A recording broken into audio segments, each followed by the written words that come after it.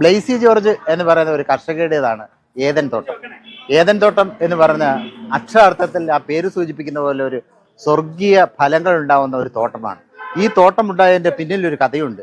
ആ കഥ ഒരു അതിജീവനത്തിൻ്റെ കഥയാണ്. ബ്ലെയ്സി ജോർജ് എന്ന് പറയുന്നത് ക്യാൻസറിനെ അതിജീവിച്ച 3 തവണ ക്യാൻസറിനെ അതിജീവിച്ച ഒരു കർഷകയാണ്. കൃഷിയോടുള്ള ഒരുപാട് പാഷൻ, പ്രവാസിയായിരുന്ന വിദേശത്ത് ജോലി ഉണ്ടായിരുന്ന ബ്ലെയ്സി അതൊക്കെ അവസാനിപ്പിച്ചുകൊണ്ട് കേരളത്തിലെത്തി.